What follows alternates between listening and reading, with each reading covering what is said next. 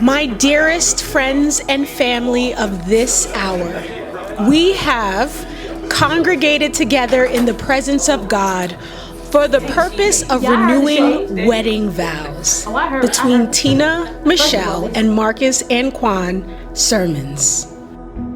Ready? Don't you move, okay? I'm stepping out of the way until you hear Miss Michelle's voice. And tell you to turn around. Eyes are closed the whole time, okay? All right? Are you just open? 3. No. No worries. Oh, well, my ovaries should be sprained. No, literally.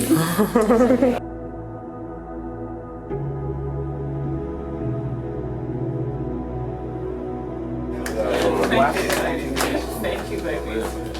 You look so amazing, Mama. There are no obligations on earth sweeter or more tender than the vows assumed in holy marriage. But what's more is celebrating a marriage that is going the distance. It's rare today that we hear of high school sweethearts that make it to the altar, much less to 20 years and beyond. So let's take a moment of nostalgia to remember how this all began. Tina first noticed Marcus on the school bus. How sweet. Tina was instantly smitten by how polite Marcus was. Marcus, do you recommit yourself in holy marriage into the responsibility of a husband to Tina on the best days and the darkest of times? If so, please say, I do. I do. Thank you.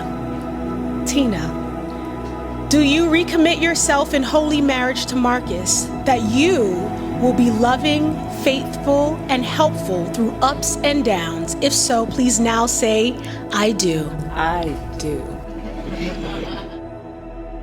20 years ago, I pledged my love and commitment to you, but it seems like only yesterday I promised to love, honor you, comfort, and keep you. I pledged to be by your side in sickness and in health, in times of want, in times of plenty, for better or worse, for the rest of our lives. We have had all those things, and you have been by my side as we've created a family, a home, and a life together. I'm still in love with my first love after 20 years of marriage. If I know what love is, it's because of you. The first time I verbalized the words, I love you, was the first time that I honestly felt warmth within my soul. It was the energy that gave life to comfort without being held. It was the energy that made me smile without having nothing to smile about. You are a king amongst men. You embody what grace looks like to me. You are that tangible grace to me. You are my light when there is no sun. You are my now, my when, my was. I love you. I am who I am because of you. You are every reason, every hope, every dream I've ever had. And no matter what happens, every day we are together is the greatest day of my life. I love you. So I promise that, because I'm always told that I talk too much, which is probably true, but I promise that I would keep it simple. However, I do want to do 2 things. I want to explain to you how I know, because we always ask each other all the time, well, how do you know that you love me? As far as why, never be able to tell you why. I don't think I need a reason to why. I think that God ordained it that way. But how I know, I'll keep it simple. It always changes when you ask me this question, but I'll just give you at least what I think are 3 of the most important ones. The simple things that make me know.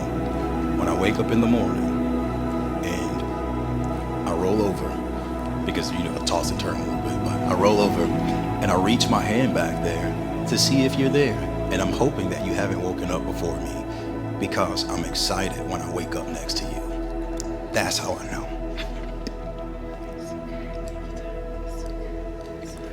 I know because when I'm excited about something, you're the first person I want to tell. When I'm upset about something, you're the first person I want to tell. And there was a number 3, but I just combined 2 things on number 2, so I think I lost it. But whatever it is, I know simply because I know, because it exists. You know what I mean?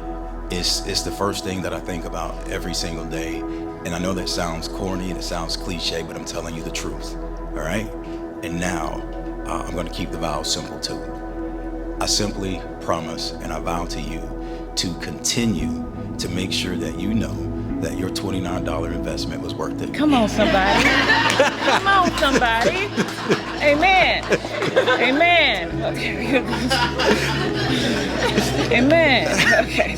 That's the most important thing, to always make sure that I honor you, that I protect you, whether that's from the world, protect you from me, protect you from yourself, because that's my job. And I continue to promise you that I will forever do that for as long as we both breathe. And I love you.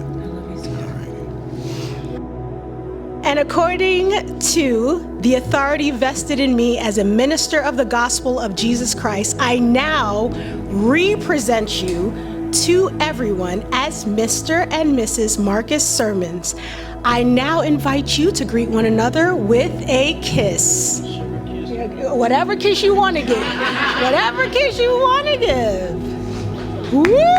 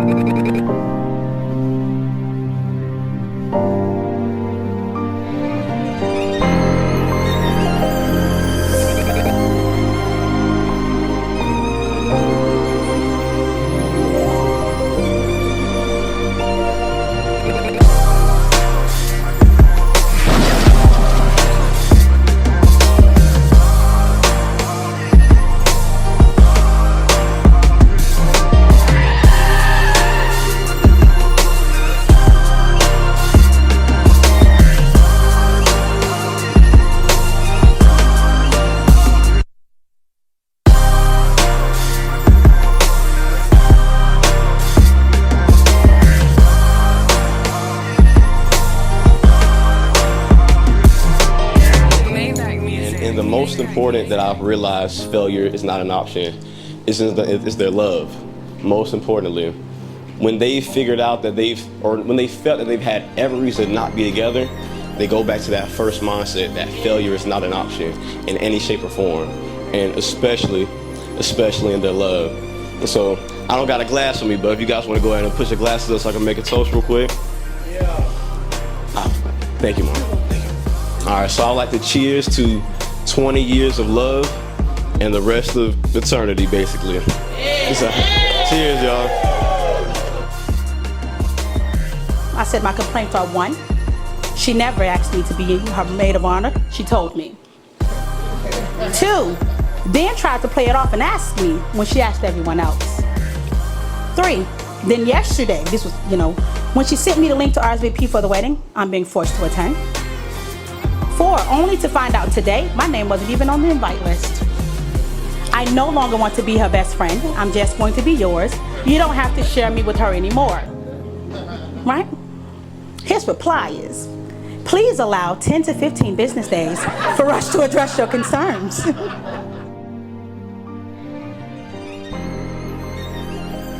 Back in the day, I was assigned a housing authority.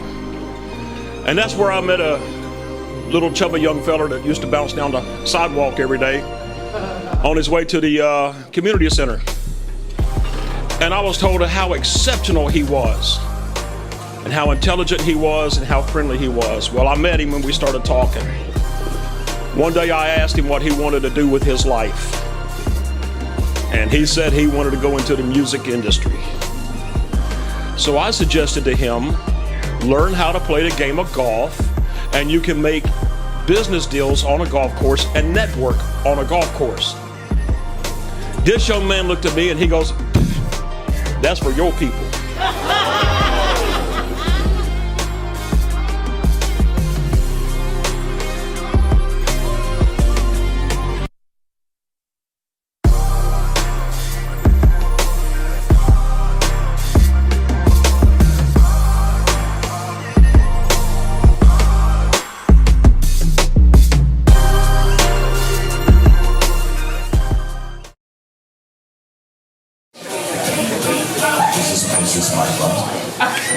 This is my time. So, I'm not going to try to give a whole speech or anything. I just want to say really quickly that I think that it is absolutely amazing that all of you guys are out here this late on a work night for a lot of us. And I just want to say that I honestly and sincerely appreciate the hell out of each and every last one of you guys for coming here and for being here. So, all of this stuff, as you guys can imagine, I'm a simple lady. Like, it doesn't take much to make me happy. Some people like things, and all of this is absolutely 100% for her. I think that she has earned it, she deserves it. And I just want to say thank you guys for helping me be able to do this for her, because without you guys actually coming here and, you know, enjoying yourselves and having a good time, you know, well, actually we still would party, y'all. Hell yeah, we would! But y'all know what I mean, though. Yeah. I'm sure you understand what I mean, but I just want to make sure that you all understand sincerely, and I'm not just saying this, I really do appreciate you and I thank you, okay? All right. Yeah. I am a woman of few words, but I am blessed beyond measures to look around and see people smile back at me that I love so much dearly. So thank you guys for traveling near and far and blessing us with your presence. You have no idea what it means to me. I will be forever grateful. Thank you.